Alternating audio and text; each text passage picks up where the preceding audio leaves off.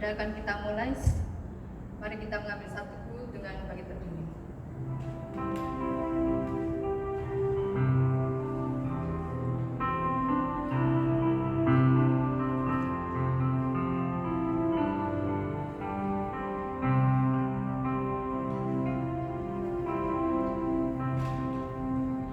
Arahkanlah hatimu kepada Tuhan dan beribadahlah kepadanya dengan sikap penyembahan. Pertolongan kita adalah dalam nama Tuhan Yesus yang menjadikan langit dan bumi. Kasih karunia damai sejahtera dari Allah Bapa kita dan dari Tuhan Yesus Kristus menyertai kamu. Mari kita pujikan Yesus, kau sungguh baik.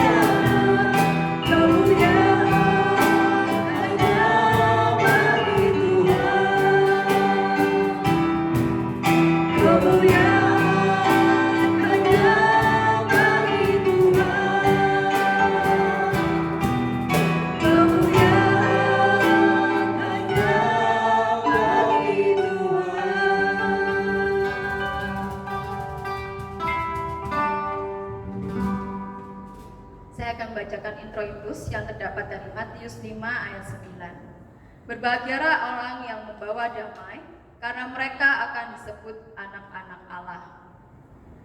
Mari kita persiapkan hati kita akan mengakui dosa kita memujikan seperti bulu domba.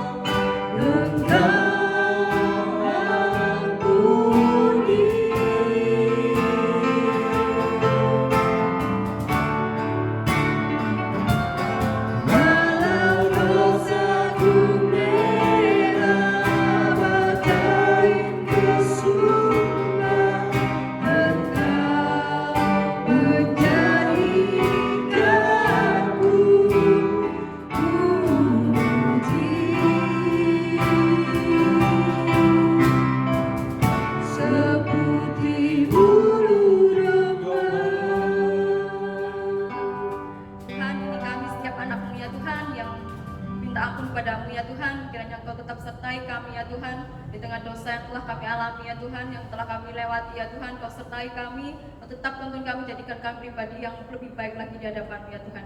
Kami serahkan semua dalam tangan-Mu, di dalam Tuhan Yesus, kami menjawab doa bersyukur, haleluya, amin. Mari kita bangkit berdiri, saya akan membacakan berita anugerah. Berdasarkan kasih karunia Allah dalam Tuhan Yesus Kristus, saya sampaikan berita pengampunan dosa pada tiap-tiap orang yang mengaku dengan tulus dan ikhlas, sebagaimana tertulis dalam firman Allah dalam Mazmur 32 ayat yang ke-1. Dari Daud, nyanyian pengajaran, berbahagialah orang yang diampuni pelanggarannya, yang dosanya ditutupi. Marilah kita mendengarkan petunjuk hidup baru, sebagaimana tertulis dalam Matius 5 ayat 44. Tetapi aku berkata kepadamu, kasihilah musuhmu dan berdoalah bagi mereka yang menganiaya kamu. Shalom.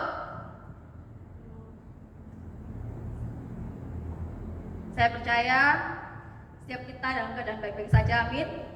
Sebab kasih karunia Tuhan melimpah bagi kita, layaklah kita mengucap syukur dengan Tuhan dengan penuh sukacita.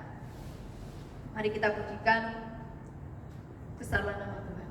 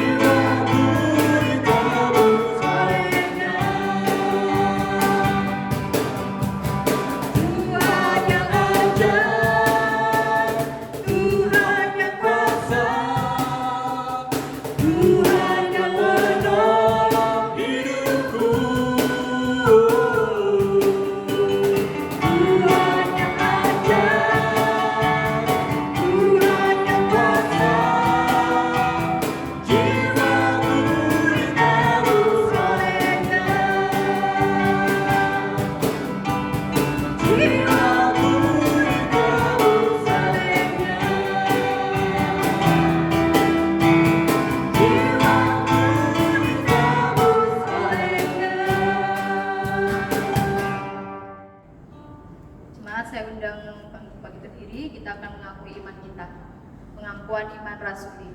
Aku percaya kepada Allah, Bapa yang Maha Kuasa, Khalik langit dan bumi, dan kepada Yesus Kristus, Anaknya yang tunggal Tuhan kita, yang dikandung dari Roh Kudus, lahir dari darah anak Maria, yang menderita sengsara di bawah pemerintahan Pontius Pilatus, disalibkan, mati dan kuburkan, turun dalam kerajaan maut. Pada hari yang ketiga, bangkit pula dari mati, naik ke surga, duduk sebelah kanan Allah, Bapa yang Maha Kuasa, dan dari sana akan datang untuk menghakimi orang yang hidup dan yang mati. Aku percaya pada Roh Kudus, gereja Kristus dan amin, persekutuan orang kudus, pengampunan dosa, kebangkitan tubuh dan hidup yang kekal. Amin. Jemaat saya persilakan dulu. Kita akan memasuki doa syafaat.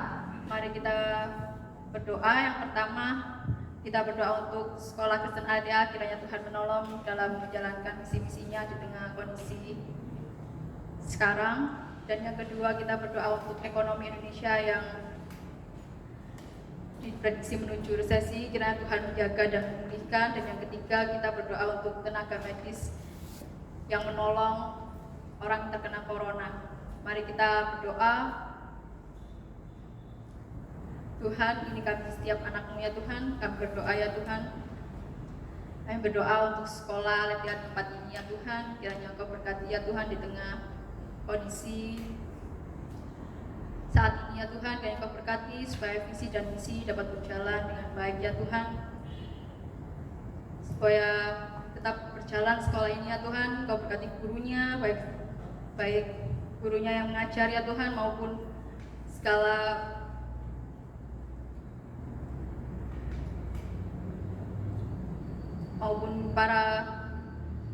para orang tua yang mengajar murid anak-anaknya di rumah ya Tuhan. Kau berkati ya Tuhan.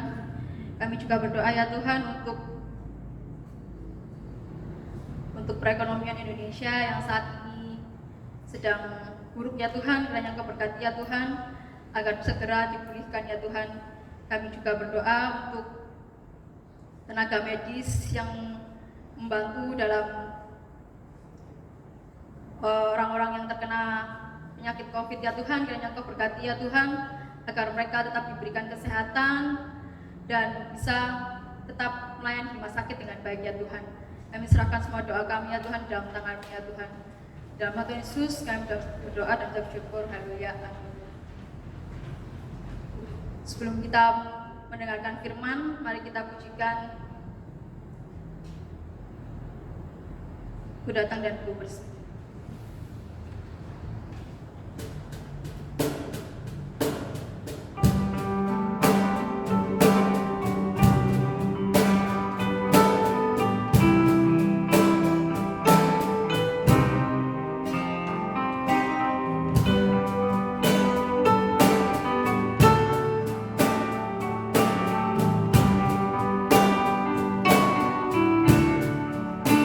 Aku datang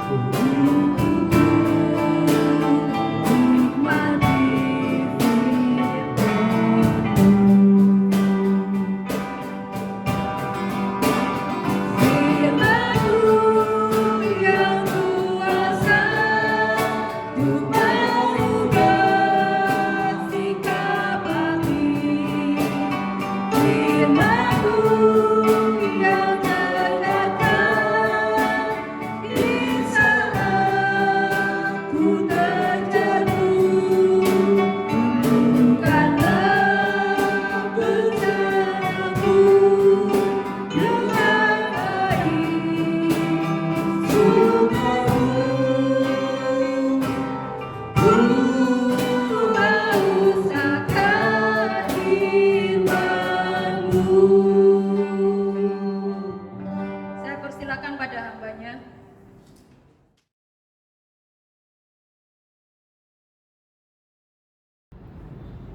Shalom, salam sejahtera bagi kita semua. Mari sebelum kita mendengarkan firman Tuhan, kita terlebih dahulu berdoa. Tuhan Allah kami yang ajaib, yang senantiasa menyertai dan memberkati hidup kami, yang tidak pernah meninggalkan hasil perbuatan tangannya. Hari ini Tuhan, kami anak-anak-Mu mau belajar firman-Mu. Pimpin kami semua supaya kami mengerti. Pimpin kami semua supaya kami bisa melakukannya.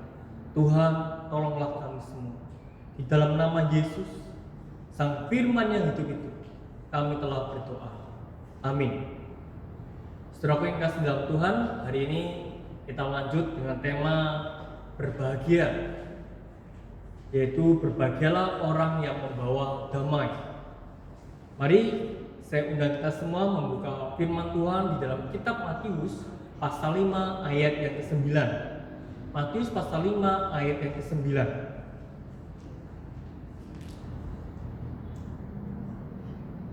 Demikianlah bunyi firman Tuhan di dalam kitab Matius pasal 5 ayat 9. Berbahagialah orang yang membawa damai, karena mereka akan disebut anak-anak Allah. Berbahagialah orang yang membawa damai, karena mereka akan disebut anak-anak Allah. Amin. Saudaraku yang kasih dalam Tuhan, hari ini kita bicara tentang orang yang berbahagia adalah orang yang membawa damai, yang sesuai dengan teks Alkitab yang telah kita baca. Berbicara tentang kedamaian, saya teringat dengan seorang istri yang pernah berbincang-bincang dengan saya. Saya tanya pada saat itu, apa yang paling penting di dalam sebuah keluarga? Maka dia menjawab, yang terpenting di dalam sebuah keluarga itu adalah kedamaian, yaitu di mana pertengkaran-pertengkaran yang seharusnya itu tidak ada dan tidak ada di dalam rumah tangga. Yang ada di dalam rumah tangga adalah kedamaian. Kenapa bukan uang yang paling penting di dalam sebuah keluarga?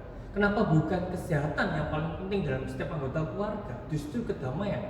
Maka dia menjawab, dengan kedamaian maka dia bisa menjalaninya bersama-sama. Dengan kedamaian di situ ada persatuan.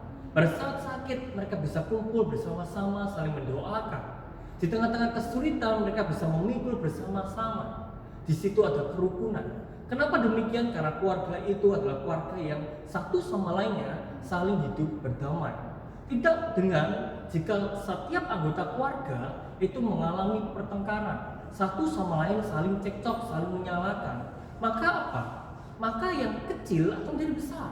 Masalah yang ringan menjadi berat. Masalah yang sepele menjadi besar. Segala sesuatu akan menjadi rumit pada saat tidak ada kedamaian di tengah-tengah keluarga. Saudara yang kasih dalam Tuhan, maka ibu ini mengatakan yang paling penting di dalam sebuah rumah tangga adalah kedamaian. Berapa waktu lalu saya membina konseling pranikah dan saya tanya kepada mereka, apa yang paling penting yang kau pesankan kepada anak-anak ini, anak-anakmu yang akan menikah? Dan mereka mengatakan apa? Jangan bertengkar, damai, rukun, yang satu sama lain dengan sebaik-baiknya. Saudara yang kasih dalam Tuhan, Tuhan Yesus berkata dengan jelas, berbahagialah orang yang membawa damai, karena akan disebut apa? Disebut anak-anak Allah atau anak-anak Tuhan. Kata membawa damai di sini menggunakan bahasa Yunani disebut epinopoios, ya, epinopoios, yang artinya yang membawa damai.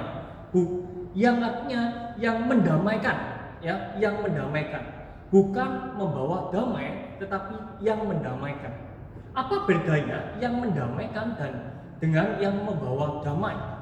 Yang membawa damai yang sesuai dengan teks Matius pasal 5 ayat 9, berbahagialah orang yang membawa damai. Membawa damai bedanya dengan yang mendamaikan. Kalau membawa damai itu adalah sesuatu yang sudah ada, tinggal kita membawa kemana-mana. Tetapi yang mendamaikan itu adalah kita sedang menciptakan sesuatu yang sebelumnya tidak ada, dan kita ciptakan itu ada, menjadi damai, dan kita bawa kemana-mana. Jadi bedanya adalah sesuatu yang sebelumnya tidak ada menjadi ada, Tapi yang membawa damai itu sesuatu yang ada. Damai itu sudah ada, kita membawa yang kemana-mana. Jadi tetapi Alkitab di dalam teks bahasa Yunani lebih tepat menerjemahkan yang membuat kedamaian, yang membuat kedamaian. Jadi kedamaian itu sesuatu yang perlu diusahakan, ya, sesuatu yang perlu diperjuangkan. Kedamaian tidak hadir sendirinya. Tiba-tiba ada damai, ada ketenangan, ada kebaikan, ada kasih di tengah-tengah keluarga, tidak.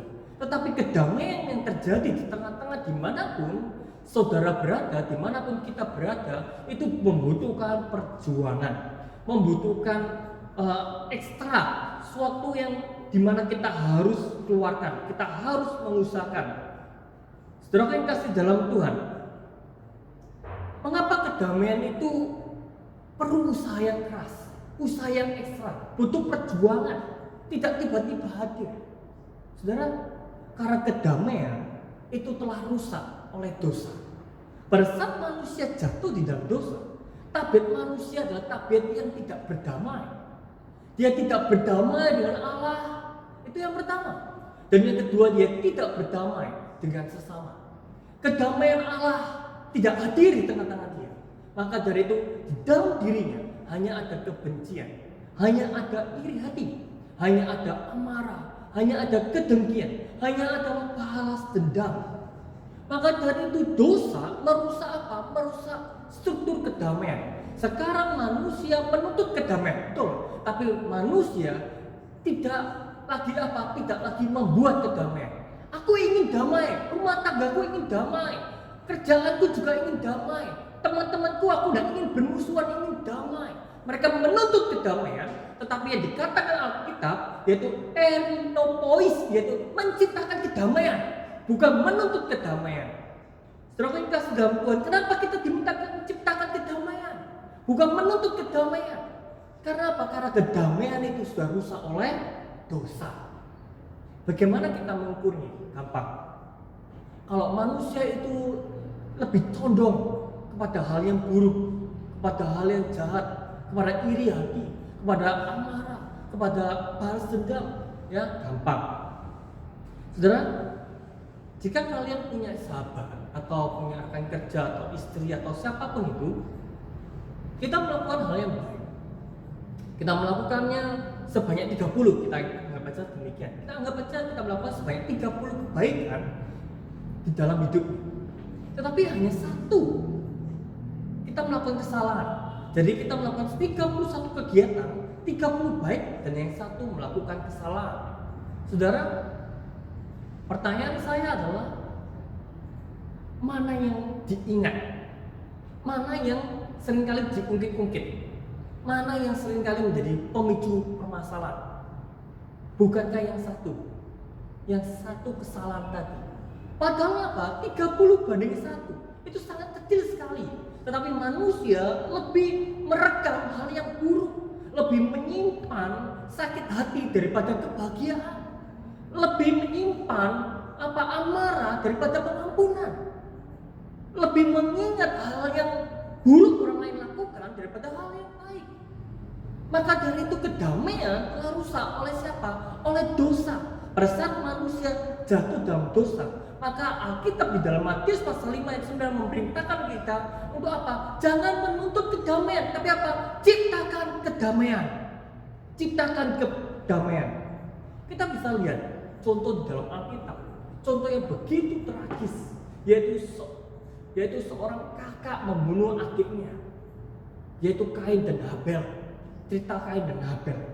Saudara, kita tahu kejadian ini bahwa Habel diterima persembahannya oleh Tuhan, sedangkan Kain tidak. Apakah Habel salah? Tidak. Apakah Tuhan yang menerima persembahan Habel salah? Tidak. Yang salah siapa? Kain. Kenapa Kain tidak diterima? Jawabannya adalah karena persembahannya yang diberikan kepada Tuhan bukanlah persembahan yang terbaik. Seharusnya dia introspeksi diri. Seharusnya dia berpikir, kenapa ya persembahan saya tidak diterima oleh Tuhan? Apakah Tuhan salah? Tidak. Tuhan itu maha benar. Apakah adik saya salah mempengaruhi Tuhan? Tuhan jangan terima persembahannya Kain? Tidak. Karena Tuhan tidak bisa dipengaruhi. Adiknya juga baik, adiknya mengasihi Kain. Tetapi justru di dalam hatinya ada iri hati, ada amarah. Dan yang terjadi adalah dia membunuh adiknya, saudara. Dia membunuh adiknya. Bukan dia harusnya mengintrospeksi diri, tetapi justru dia melakukan apa yang jahat di mata Tuhan. Kedamaian telah rusak. Amarah dan iri hati memutuskan persaudaraan, tetapi kedamaian mempersatukan. Amarah dan iri hati memperusak persaudaraan, memperusak hubungan, merusak akan segala sesuatu lapisan komunikasi manusia satu dengan lainnya. Tetapi kedamaian justru mempererat, mempersatukan satu dengan lain. Jika kita lihat perjanjian lama, Tuhan memberikan 10 hukum. Dan hukum yang ke-6 berbunyi apa, saudara? Jangan membunuh. Betul ya? Jangan membunuh. Itu terdapat di dalam kitab Keluaran pasal 20 ayat 13. Perintah ini diberikan supaya apa? Supaya ada kedamaian di tengah-tengah masyarakat. Ada hubungan yang damai, relasi yang damai antara satu dengan yang lainnya, antara manusia satu dengan manusia yang lainnya. Sehingga kehidupan manusia itu diwarnai kedamaian, di mana manusia saling menghargai, di mana manusia saling menghormati, di mana manusia saling saling tidak menyakiti, tidak merugikan satu sama lain, tapi bagaimana dia berperan untuk menutupi kelemahan satu dengan lainnya. Maka perintah yang ke-6 dari 10 hukum ini, jangan membunuh, mengandung unsur apa? Kedamaian. Saudara, jika manusia bisa melakukan hukum yang ke-6 ini satu saja, maka apa? Maka keajaiban terjadi di dunia ini. Apa yang bisa terjadi, saudara? Kalau dengan melakukan hukum yang ke-6 saja, satu hukum saja dengan totalitas, setiap manusia berkomitmen untuk memegang hukum yang ini, maka apa? Maka di dunia ini diisi dengan cinta kasih, diisi dengan apa? Diisi dengan kedamaian, diisi dengan apa? Diisi dengan penghargaan, penghormatan satu sama lain. Begitu banyak cinta, begitu banyak kasih, begitu banyak kedamaian di tengah-tengah kita. Kita tidak perlu ada senjata, kita tidak perlu lagi ada polisi, tidak perlu ada lagi tentara, tidak ada lagi pertempuran, tidak ada lagi pembunuhan, tidak ada lagi pencurian, tidak ada lagi perceraian, tidak ada hal yang jahat. Kenapa? Karena kedamaian itu di mana seseorang berjuang untuk menghormati, menghargai, mengasihi satu sama lain. Mereka memegang hukum yang ke-6, jangan membunuh. Di situ ada kedamaian yang luar biasa. Maka Alkitab dengan jelas mengatakan, berbahagialah orang, yaitu apa? Orang yang membawa damai, karena disebut anak-anak Tuhan. Orang yang membuat kedamaian adalah anak Tuhan, dan orang itu disebut bahagia. Saudara yang kasih dalam Tuhan, orang ingin mendapatkan status, dan status itu status yang bahagia. Orang ingin mendapatkan status sebagai papa atau mama, karena bertahun-tahun menikah belum mendapatkan momongan, belum mendapatkan anak. Pada saat mereka mendapatkan status sebagai papa dan mama, mereka bahagia. Mungkin ada orang yang ingin mendapatkan status yang bahagia, yaitu status menjadi bos. Karena selama ini dia suruh diperintah-perintah terus, kamu pergi ke sana, kamu pergi ke sini, kamu lakukan sana. Kapan ya saya jadi bos? Kapan ya saya jadi atasan? Kapan ya saya jadi pemimpin? Pada saat dia jadi pemimpin, pada saat dia jadi bos, dia bahagia. Dia bahagia. Saudara, status-status yang saya sebutkan ini status yang bahagia, memang. Tetapi terlebih lagi status yang Tuhan berikan. Tuhan memberikan kita sebuah status yang luar biasa. Apa? Jika engkau orang yang menciptakan kedamaian, engkau disebut anak Tuhan. Status kita disebut anak Tuhan. Bukankah itu status yang luar biasa? Melampaui kita menjadi bos atau pimpinan, melampaui kita menjadi papa atau mama, melampaui status-status yang lain. Saudara yang kasih dalam Tuhan, maka Alkitab dengan jelas mengatakan, engkau yang menciptakan kedamaian, engkau adalah anak Tuhan. Engkau adalah anak Tuhan. Saudara yang kasih dalam Tuhan, kenapa kita diidentikan anak Tuhan dengan menciptakan kedamaian. Kenapa anak Tuhan diidentikan, ya, digambarkan sebagai orang yang menciptakan kedamaian? Karena Tuhan kita, Bapa kita di surga adalah Bapa yang penuh dengan cinta kasih. Tuhan kita, Tuhan Yesus Kristus adalah orang yang mendamaikan kita dengan Allah. Roh Kudus adalah Roh Kudus yang juga cinta akan kedamaian, maka dia menerapkan keselamatan itu kepada saudara dan saya. Saudara yang kasih dalam Tuhan, Tuhan menjadi manusia supaya apa? Supaya ada terjadi pendamaian antara manusia dengan Allah. Allah begitu murka kepada manusia, dan manusia tidak menyukai Allah. Manusia selalu berpikir yang salah tentang Allah. Manusia selalu melawan kepada Allah. Maka kedua hal ini, manusia dan Tuhan, tidak dapat lagi bersatu. Di situ tidak ada kedamaian. Tuhan turun menjadi manusia supaya apa? Supaya manusia dan Tuhan bisa menjadi beres. Ada jalan pendamaian. Maka dari itu Tuhan menjadi manusia. Maka dari itu Tuhan menjadi manusia. Ingat ya, Tuhan menjadi manusia. Karena di luar sana banyak orang berpikir bahwa orang Kristen itu begitu bodoh. Orang Kristen itu begitu primitif. Manusia kok disembah jadi Tuhan? Ya, manusia kok diangkat jadi Tuhan? Anak kecil pun tahu manusia tidak bisa jadi Tuhan. Orang Kristen tidak menyembah manusia jadi Tuhan. Tapi Kristen mengajarkan Tuhan menjadi manusia. Kenapa Tuhan menjadi manusia? Supaya menggantikan engkau manusia-manusia yang dikasihnya, manusia-manusia yang dipilihnya, ya, supaya engkau diselamatkan. Apakah ketuhanannya itu pergi? Apakah Tuhannya itu tidak tinggal di dalam satu pribadi bernama Yesus? Tidak. Ketuhanan Yesus masih ada di dalam satu pribadi yang bernama Yesus. Yesus adalah manusia seutuhnya. Ya, kenapa? Karena ia menggantikan saudara. Tetapi sekaligus dia juga Tuhan seutuhnya di dalam pribadi Yesus. Kenapa? Supaya dia bisa menahan murka Allah. Supaya dia bisa menahan murka Allah. Sehingga apa? Sehingga terjadi pendamaian antara manusia dengan Allah melalui Yesus Kristus. Jika Tuhan kita adalah Tuhan yang damai, Tuhan kita adalah Tuhan yang memberikan jembatan ke jalan pendamaian, maka anak-anaknya adalah anak-anak yang menciptakan kedamaian. Ya, Bapa nurun ke anaknya. Kalau Bapak orang tuanya seperti A, anaknya pasti seperti A.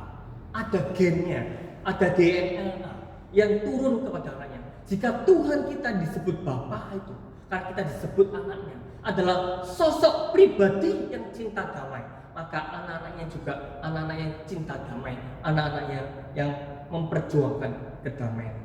Ada prinsip di sini yang diajarkan Alkitab. Yang pertama, pendamaian itu membutuhkan pengorbanan. Tanpa pengorbanan tidak ada pendamaian. Maka itu Tuhan menjadi manusia. Ia berkorban. Ia meninggalkan surga dan turun menjadi manusia ciptaan. Dia pencipta, turun menjadi ciptaan. Dia pencipta hukum, dia tunduk pada hukum karena dia manusia. Dia berkorban sampai mati di atas kayu salib. Pendamaian harus ada pengorbanan.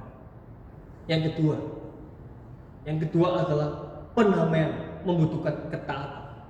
Ingat pada saat Yesus di Taman Getsemani, dia berdoa, "Ya Bapa, biarlah kehendak-Mu saja yang terjadi, bukan kehendak-Ku." Membutuhkan ketaatan. Dan yang ketiga, yang membungkus itu semua, pendamaian membutuhkan kasih yang sejati, membutuhkan kasih yang besar, membutuhkan kasih yang murni. Saudara yang kasih dalam Tuhan, saudara jika tidak mau berkorban, jika saudara tidak mau taat firman Tuhan, jika saudara tidak punya kasih, jangan harap ada kedamaian. Jangan harap kita menciptakan kedamaian. Dimanapun kita tidak akan bisa menciptakan kedamaian. Tetapi sebaliknya, kita akan menjadi pribadi-pribadi yang menjadi pribadi yang bermasalah. Pribadi-pribadi yang menciptakan konflik, pribadi-pribadi yang membuat orang-orang sekitar kita menjadi tidak nyaman. Kenapa?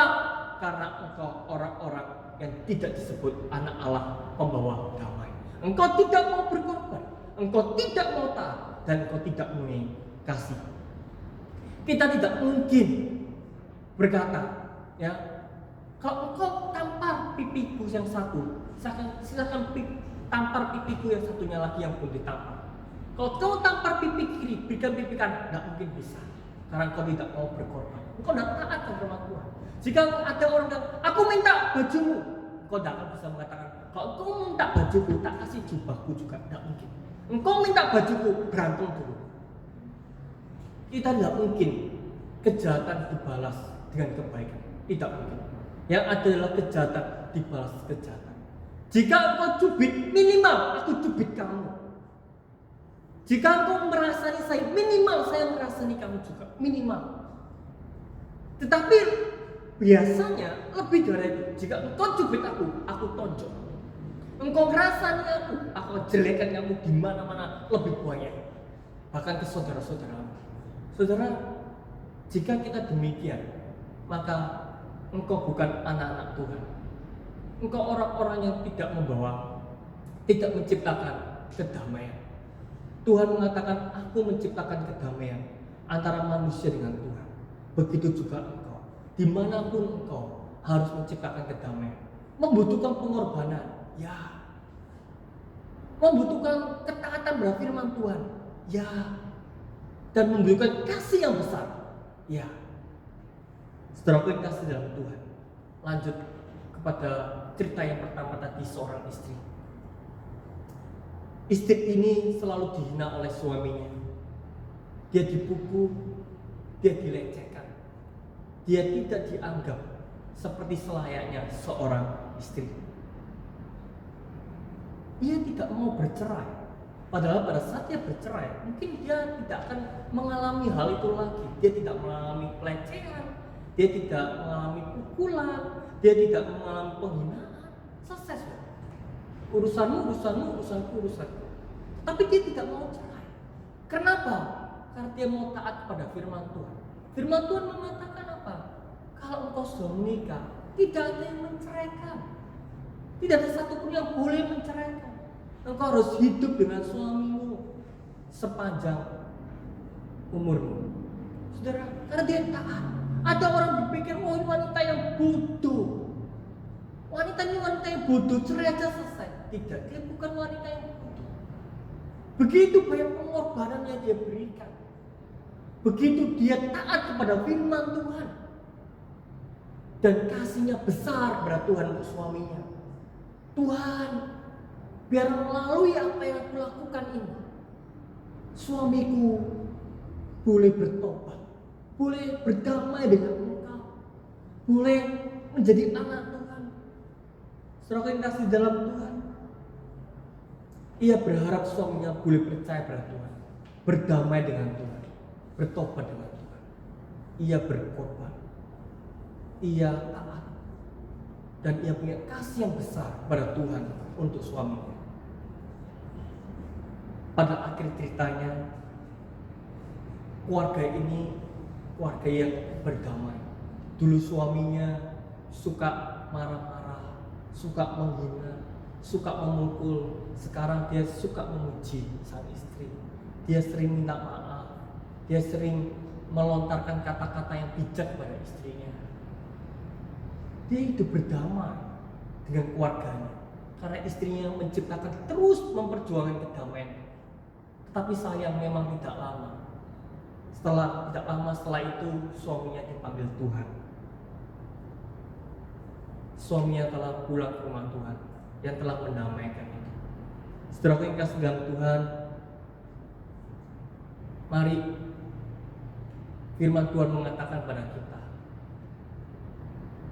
berbahagialah anak-anak Tuhan, karena engkau disebut anak Tuhan, jikalau engkau menghadirkan, memperjuangkan kedamaian. Jika hari ini keluargamu keluarga yang tidak harmonis, jika hari ini kondisi pekerjaan kita, rekan-rekan pekerjaan kita tidak harmonis, sahabat-sahabat persaudaraan kita satu sama tidak harmonis, kita perlu berjuang, terus berjuang. Supaya apa? Supaya kedamaian itu hadir di tengah-tengah. Kita bukan diminta oleh Tuhan untuk apa?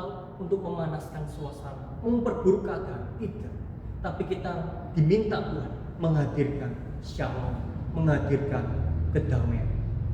Dan akhirnya firman Tuhan berkata, Berbahagialah orang yang membawa damai, atau berbahagialah orang yang menciptakan kedamaian.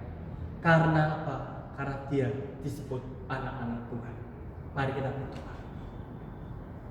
Tuhan Yesus, kami tahu pada saat hal-hal yang tidak menyenangkan itu hadir dalam Tuhan, terasa begitu pahit, terasa begitu sedih. Kami ingin membalas kejahatan dengan kejahatan. Kami ingin membalas lebih kali, lebih menyakitkan. Tetapi Tuhan, itu bukanlah karakter seorang anak Tuhan. Karakter seorang anak Tuhan harus menciptakan kedamaian, walaupun di tengah-tengah perlakuan yang tidak adil, perlakuan yang buruk, perlakuan yang menghina. Tuhan, tolonglah kami semua. Kami bukan berasal dari dunia, kami berasal dari Tuhan. Maka kami disebut anak-anak Tuhan yang menciptakan kedamaian. Biarlah keluargaku keluarga yang berdamai. Rekan-rekanku, saudara-saudaraku, kehidupan berjemaat juga kehidupan yang berdamai. Karena kami setiap pribadi mengusahakan kedamaian. Di dalam nama Yesus, Tuhan dan Juru Selamat kami telah berdoa. Amin.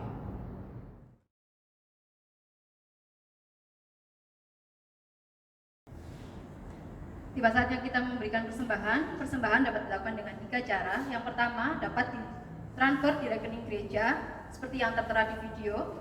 Yang kedua, biasa juga disimpan terlebih dahulu dan diberikan saat ibadah tatap muka. Dan yang ketiga, bila jemaat memiliki kerinduan, bisa diberikan secara langsung di gereja pusat, di Katedral Saret Jalan Penghela, dimasukkan ke dalam amplop, diberi nama, tanggal, dan asal gereja. Mari kita pujikan hitunglah berkat.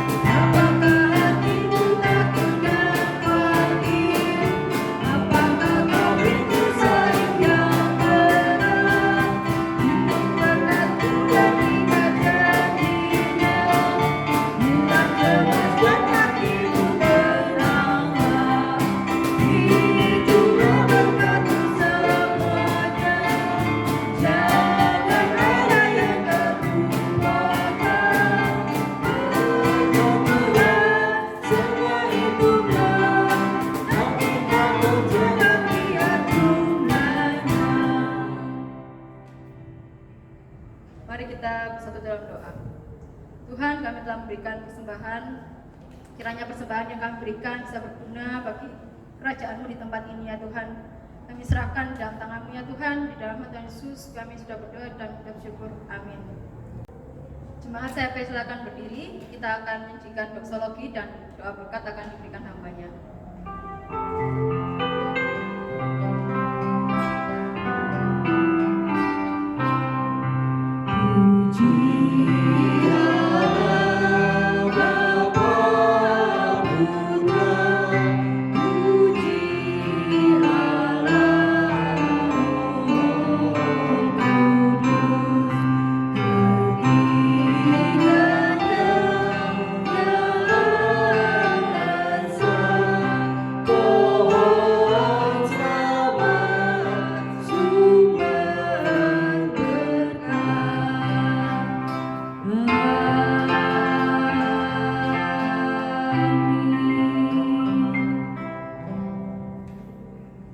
Jemaat yang dikasihi dan mengasihi Tuhan, pulanglah dan terimalah berkat dimanapun engkau berada.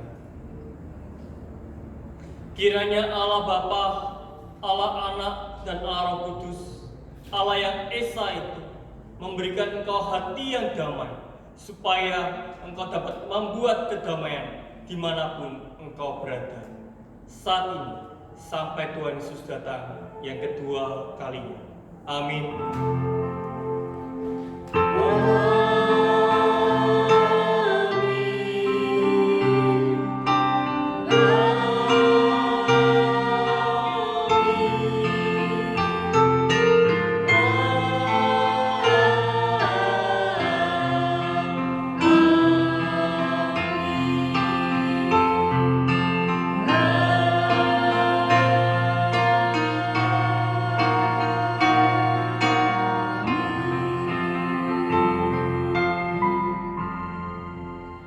Silakan duduk, silakan mengambil saat teduh, kebaktian selesai. Tuhan Yesus memberkati kita semua. Amin.